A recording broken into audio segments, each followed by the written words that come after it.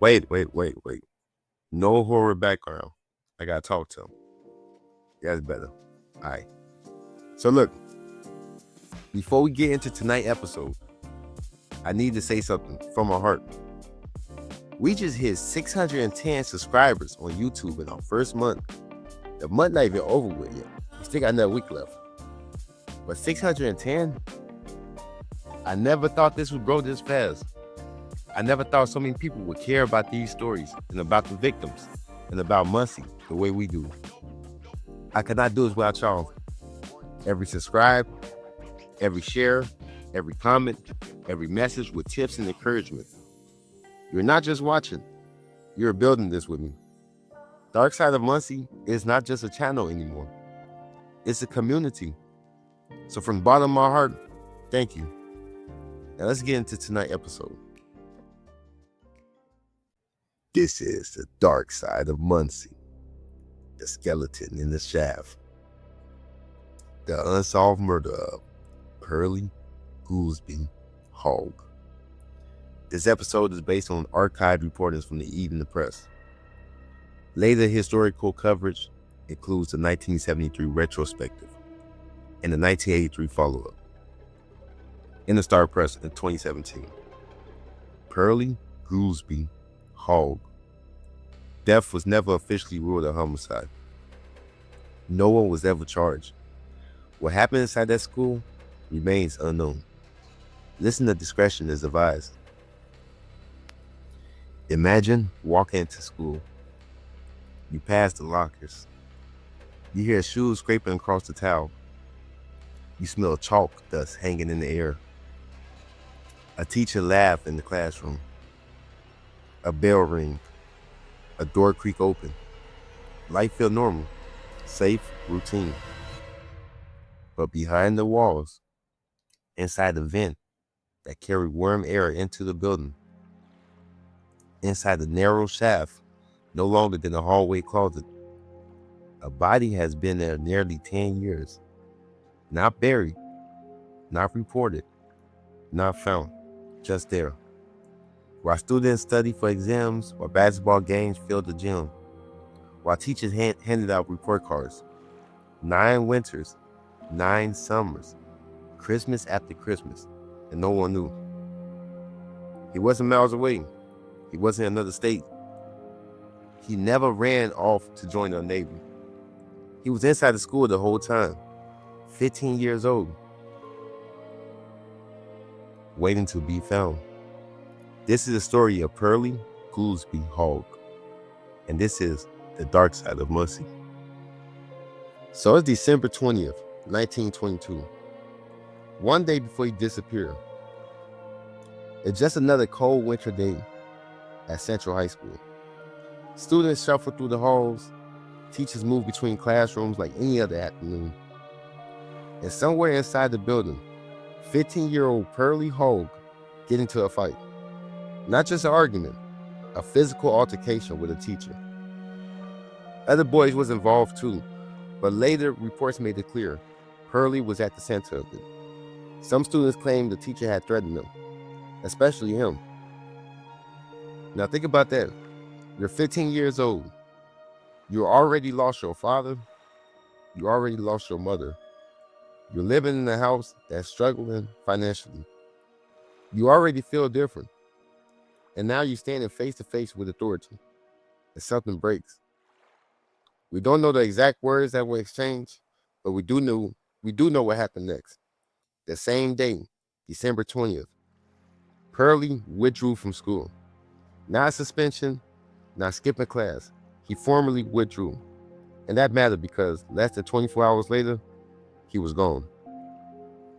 So the next day, December 21st, he leaves home for work.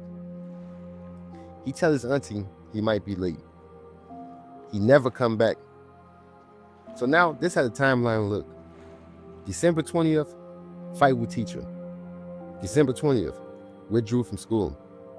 December 21st, disappears. Nearly 10 years later, he found inside the same school. Inside the walls. That's not a coincidence you just shrug off. That's where the tension lived. Did he go back to a building after withdrawing? Did someone confront him? Was he hiding? Or did something happen inside Central High that afternoon that nobody ever talked about? That's the part that still chills me. So let's focus on who was Perlie. So Perlie's life had already been carved by loss. Before he was even old enough to understand the world, it started taking pieces from him. His father left one evening to cut wood and never came back. No goodbye, no explanation, just gone. And when you grow up with that kind of silence, it does something to you. 2 years later, his mother died. By the time most children are learning to tie their shoes, Perlie was already an orphan. He was passed between relatives before eventually landing a home in his Aunt Minnie and Uncle Charles' home. They was not wealthy. They was not powerful. They were struggling just to get by. Newspaper reports later noted that they relied on assistance programs to help cover school books. Money was tight. Life was tight. Perlie was described as small for his age, quiet, not the loud kid in the room, not the class clown, the kind of kid who blended into a background. See now, blending in doesn't mean you're not carrying weight, and Perlie carried a lot. He had talked about leaving Muncie one day, about joining the Navy, about starting over somewhere no one knew him. That's not uncommon for a teenager. But when a child loses both parents before you're even old enough to remember their faces clearly, the idea of disappearing hit different. He worried about his unhealth. He helped around the house. He wasn't described as violent, not reckless, not a troublemaker, running wild. Just a boy trying to figure out his place in the world that had already taken so much from him. And when he disappeared in December of 1922, it would take almost 10 years for anyone to realize he never left at all. Okay, so now we're going to fast forward. It's July 9th, 1931. It's summer in Muncie. School out, the hallways of Central are quiet. No lockers slamming, no bell ringing, just a hum of maintenance workers. Nearly 9.5 years have passed since Perlie disappeared. Most people don't say his name anymore. He's a memory, a rumor, a boy who ran off. Inside the building, plumbers, they are working on a leak in one of the ventilation shafts. A tall, narrow space that runs through the school. Dust hang in the air. One of the men climbed down the shaft to reach the pipe. It's dark, tight, the kind of place that swallows sound. He stepped down and felt something solid under his boots. At first he's thinking it's bricks, debris, construction material.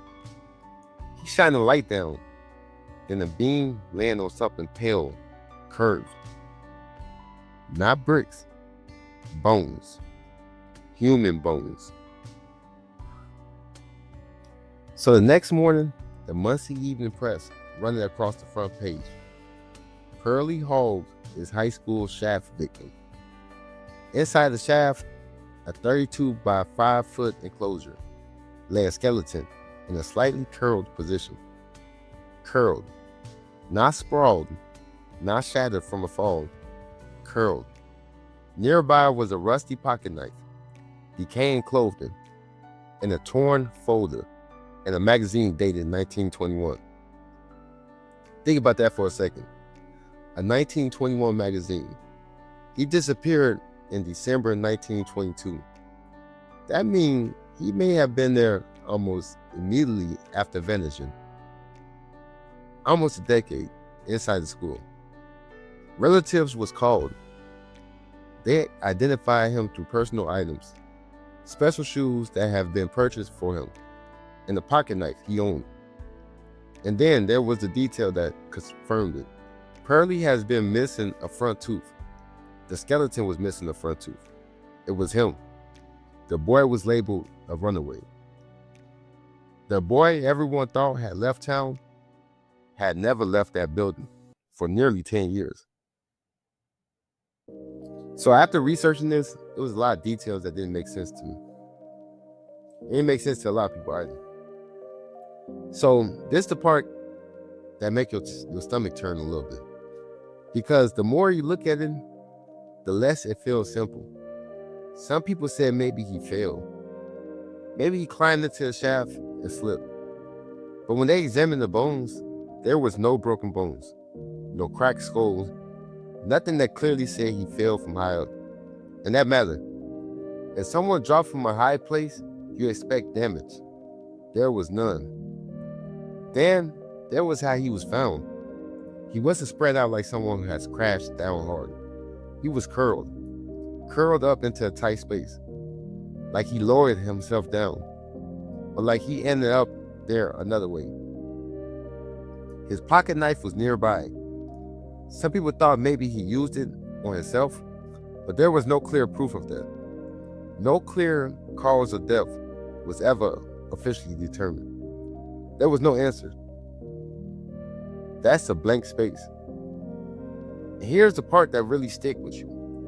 He disappeared in December 1922. He was found July 1931. That's 10 years.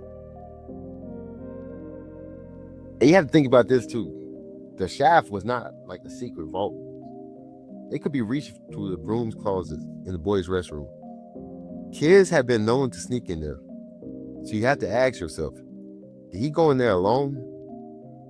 Did someone else know he was there? Did something happen? And the shaft became the easiest place to hide. A grand jury took a look at this case. No charges was filed. And that where it's ended, on paper. But when you sit with it, no broken bones, a curled position, no clear cause of death, found inside the same school he just left. It didn't feel settled. It felt unfinished. And unfinished stories stay with you. So before we close tonight, I want to do something simple. If you at home, if you somewhere quiet, if you can, light a candle. If you ain't got no candles, just use the candle emoji in our comment section. This is not for headlines. This is not for the mystery. This is not for theories. It's for a boy, a 15-year-old kid who walked out the door 3 days before Christmas and never walked back in. A boy who lost his father, lost his mother, who grew up carrying more than most adults ever should. Light the candle for him. Let the flame stand in the dark for the years he'd been gone and left in silence. For the 9.5 years he was inside those walls, while the world kept moving. Students laughing, teachers teaching, life going on. And he was still there, unfound, unheard, and unspoken. So tonight we say his name, Perlie Guelsby Hogg. Say it again, Perlie Guelsby Hogg. Let it be louder than the rumors, louder than the label of a runaway, louder than the silence that followed him. He was more than a mystery. He was a child with dreams. You're gone, but you're not forgotten, and you will never be. So, most people might be wondering why this story even mattered to me or anyone. It happened almost 100 years ago. Most people have never heard of Perlie. To be honest, I didn't either. And that would hit me. At first, I thought about turning this into something scary, maybe making a ghost story, something students at Central now can whisper about, something to pass around like an urban legend. Because let's be real, a body found inside the walls of a school, that sounds like a beginning of a horror movie. I thought maybe I could make it into something that gives people chills. But that's not what we do here. That's not what the Dark Side of Muncie is about. We don't turn real people into campfire stories. We don't add spin just to make it scarier. Because this wasn't Ghost. This was a 15-year-old boy, a real kid with a real name, with a real life. And somewhere along the way, he got reduced to a headline, or worse, forgotten completely. So instead of making a shadow and the footsteps in the hallway, I told the truth. No extra drama, no made-up twists. You can take the facts and imagine whatever you want. But here, we honor the victim. We say their name. That's what the Dark Side of Muncie stands for. I am Darius Nefarious, and this is the Dark Side of Muncie.